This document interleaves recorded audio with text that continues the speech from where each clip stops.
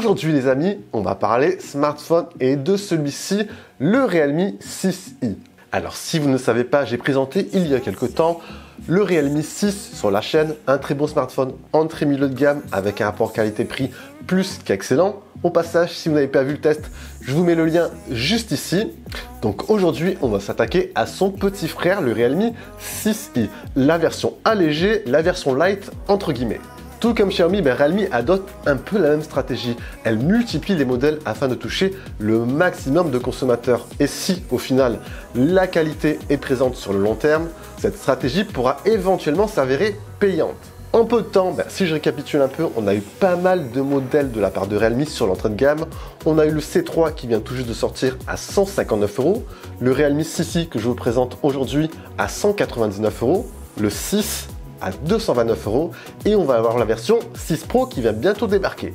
Au passage les amis, si ça vous dit d'en apprendre un peu plus sur la marque, il y a une page Facebook qui vient tout juste de se créer, donc si ça vous dit d'échanger, de poser vos questions, n'hésitez pas à aller faire un tour, je vous mets juste le lien en bas dans la description. Donc on va voir du coup si ce smartphone peut vous intéresser, à qui il s'adresse et si au final je vous le recommande ou pas. Allez, suivez-moi les amis. Avant toute chose, on va commencer par le packaging. Oh, regardez-moi cette jolie boîte avec ce joli jaune pétillant. Plutôt sympa, non? Après sur la boîte, il n'y a rien de spécial. Bon, Realme 6i et quelques indications derrière. Allez, on passe directement à l'ouverture. Et voilà, boîte ouverte, on va retrouver le premier compartiment avec la petite inscription Hey, welcome to Realme Family. Au moins la marque a le sens de l'invitation. On va retrouver à l'intérieur la petite coque qui est plutôt cool, donc ça vous permettra dans un premier temps de protéger votre smartphone et d'en racheter une par la suite. Ensuite à l'intérieur, rien de spécial, la même chose, carte de garantie, etc. Ensuite on aura la petite protection du smartphone que j'ai bien sûr retiré. Et en dessous on retrouvera le bloc chargeur. Ici on est sur un bloc chargeur 18 watts en USB-C et donc c'est plutôt cool. Allez, on passe à la chose la plus importante, le smartphone en lui-même. Alors moi, ce qui me saute aux yeux, dans un premier temps, c'est ce joli dos à l'effet mat, un espèce d'effet mat brossé. Je trouve ça visuellement assez joliment fait. On a dans le prolongement des lignes verticales. Ça lui donne un espèce de look assez singulier, des plus sympas. Alors là, on est sur une couleur thé vert. Il faut savoir que le modèle existe aussi en couleur lait blanc. Les marques ont à chaque fois une espèce de chic pour dénommer une couleur. Couleur noire, bronze du Sahara des montagnes, bref voilà, c'est assez sympa. Sinon on retrouve le branding Realme et en haut à gauche le quadruple capteur photo, tout comme sur le Realme 6 et au centre le lecteur d'empreintes digitales pour déverrouiller le smartphone. Au passage on va tester sa réactivité. Donc nickel RAS. Au niveau de l'écran, on a quelque chose quand même de relativement grand, sinon on est sur une dalle de 6,5 pouces avec un ratio écran-corps de 90%. On est ici sur un format allongé 29e, donc ça va être parfait pour tout ce qui est contenu multimédia. On a un menton qui est assez relativement prononcé, mais je vous le rappelle, on est quand même sur un smartphone à moins de 200 €, 199 € pour être plus précis. On a en haut le capteur selfie en forme de petite encoche. L'écran à l'avant est protégé par du verre Corning Gorilla 3. Et voilà donc dans l'ensemble un design pas des plus originales, mais franchement convenable et soigné. Si on continue au niveau des connectiques, on va avoir les standards. En dessous, la prise jack, nickel pour les mélomanes, la prise USB-C pour le rechargement et le haut-parleur. Dans le prolongement, sur la tranche droite, le bouton de démarrage. Au-dessus, on va rien avoir. Et sur le côté gauche, les boutons de volume et l'emplacement double nano SIM avec extension via micro SD. Donc comme je le disais, design assez standard pour 2020, c'est pas folichon, mais au final ça le fait. Niveau ergonomie, franchement le smartphone tient très bien en main, les côtés sont arrondis donc ça facilite en plus l'appréhension. Le smartphone n'est pas trop lourd, on est en dessous des 200 grammes, 199 pour être plus précis. Après sinon, il y a du NFC, il y a du Bluetooth 5.0, il y a de la 4G, donc il y a tout ce qu'il faut. Au final, vu le positionnement tarifaire, donc design, ergonomie, je coche. Au niveau de l'écran, comme je vous l'ai dit, on est sur une dalle de 6,5 pouces en LCD IPS. Par contre, là où le Realme 6 avait une définition Full HD+, ici on est seulement sur une définition HD+. Donc honnêtement, une définition HD+, pour 2020, c'est un peu limite. Après, au quotidien, franchement, vous ne ressentirez pas forcément la différence. Ça dépendra bien sûr de votre contenu.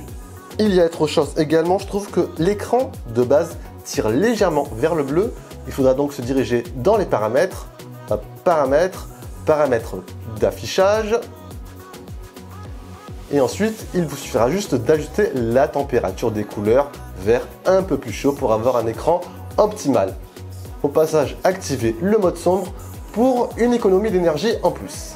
Donc voilà pour lire du contenu multimédia, naviguer quotidiennement, franchement ça le fait. Et c'est tout ce qu'on attend d'un smartphone à moins de 200 €. Au niveau du son, le mini haut-parleur qui se trouve juste ici suffira amplement si vous en servez comme mini enceinte. Après, le son sature relativement vite. Donc optez plutôt une écoute via la prise jack.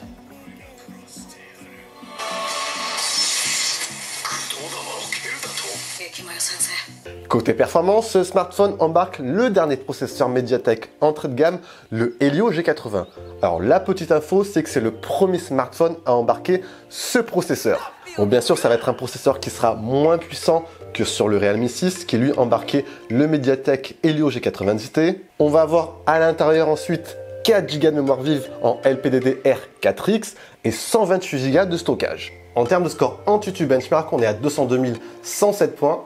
Ce qui le classe à la 69e position, juste derrière des smartphones comme le Galaxy A70, le Redmi Note 7 Pro, encore le Redmi 7 III ou encore le Mi 9 Lite de chez Xiaomi.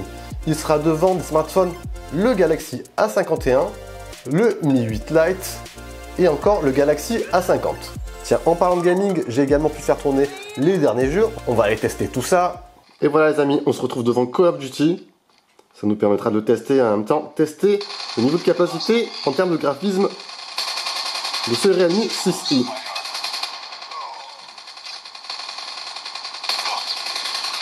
Pas de souci de ralenti, c'est sympa.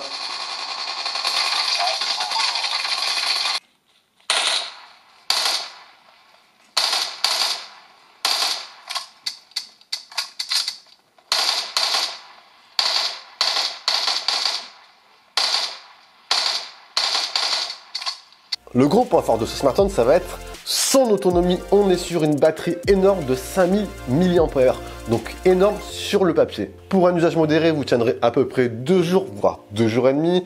Et pour un usage un peu plus intensif, du gaming, de la lecture de vidéos, comptez à peu près 1 jour et demi, voire un peu moins 1 jour. Le petit plus, c'est que le smartphone est compatible recharge rapide. Vous aurez à l'intérieur un bloc recharge de 18 watts, comptez pour une recharge de 0 à 50% entre 30 et 40 minutes.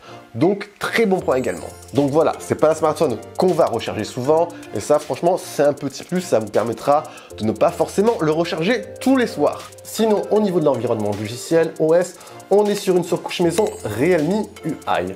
Donc le smartphone va tourner sur Android 10. En termes de surcouche, franchement, c'est une surcouche toute neuve. Il y a pas mal de personnalisation possible. On va y retrouver les bases dans affichage et luminosité, le mode sombre. Il y aura également de la navigation par geste. Il y a plein de paramètres qui sont ajustables et ça, c'est plutôt cool. Après, je trouve qu'en termes d'onglets, c'est assez brouillon. Il y a trop de choses à mon goût. On va retrouver par exemple écran divisé de l'appli qui aurait pu se retrouver dans un onglet. C'est un peu dommage, mais une fois que vous aurez pris vos marques, vous allez vous retrouver rapidement et personnaliser tout ça à votre sauce. Hop. Derrière les amis, pour la partie photo-vidéo, on va retrouver un quadruple capteur comme sur le Realme 6. On va avoir de haut en bas respectivement en premier le capteur ultra grand angle avec un champ élargi de 119 degrés. Au passage, regardez ce petit liseré orange, des plus originales, c'est pas mal. On va retrouver ensuite le capteur principal de 48 mégapixels.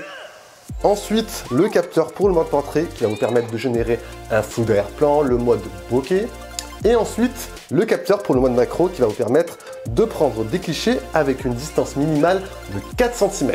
Quand les conditions sont bonnes, c'est-à-dire avec pas mal de luminosité, le capteur principal, franchement, il s'en sort assez bien.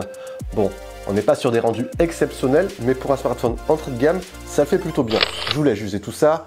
Il y a quand même du piqué, les couleurs sont bien retranscrites, la plage dynamique est respectée. Le mode ultra grand angle lui fait également très bien le boulot. On est sur un champ élargi de 119 degrés comme je vous l'ai dit. Il y a quelques déformations sur les côtés, mais ça c'est normal. Le capteur portrait, lui, fait également bien le taf. Les délimitations sont respectées. Après, parfois, le rendu n'est pas si naturel que ça. Le capteur macro, après, quant à lui, ne vous attendez pas à quelque chose d'exceptionnel.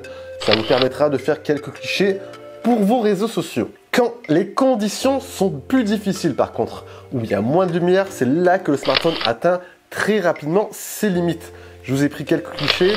Là, il y a pas mal de grains, de bruit. Après, ça peut éventuellement faire le taf pour des clichés qui sont figés. Côté vidéo, sinon le smartphone pourra filmer jusqu'en 1080p à 30 images par seconde. Par contre, pas de stabilisation, c'est un peu dommage. Alors, que dire au final de ces Realme 6i? Alors déjà, dans un premier temps, dans cette gamme de prix, aux alentours de 200 € et un peu moins, il y a quand même pas mal de modèles, il y a pas mal de smartphones, comme les Realme, les Oppo et j'en passe. Moi, ce que je trouve bien, c'est qu'au final, les Realme nous fait quand même une belle proposition qui fait le taf. Il y a pas mal de points positifs, il y a quelques défauts, notamment cet écran avec une définition HD, mais au final, pour un smartphone à moins de 200 €, ça le fait plutôt bien. Bon, c'est pas un smartphone gaming, ce sera plutôt un smartphone tourné pour un usage quotidien, navigation, contenu multimédia, vos réseaux sociaux, et vous aurez également un très bon capteur principal qui fait le taf quand les conditions sont réunies. Donc oui, au final, le smartphone est plutôt pas mal pour moins de 200 €. Après, honnêtement, je vous conseillerais de rajouter peut-être 20 ou 30 € pour notamment vous tourner vers des smartphones comme le Realme 6 ou encore le Redmi Note 8 Pro ou Note 9S qui sont franchement très bons et on passera un step, on passera un gain sur quasiment tous les domaines. Et voilà les amis, j'espère que ce test sur ce Realme 6i vous aura permis d'y voir un peu plus clair. On attaque les Realme en force, il y a bientôt le 6 Pro qui va débarquer, donc si vous ne l'avez pas fait, pensez à vous abonner juste en bas. N'hésitez pas bien sûr à envoyer le pouce bleu des familles, très important pour le référencement et l'évolution de la chaîne. Sur ce bien sûr, c'était Jojo, je vous dis à la prochaine, prenez soin de vous surtout, ciao ciao.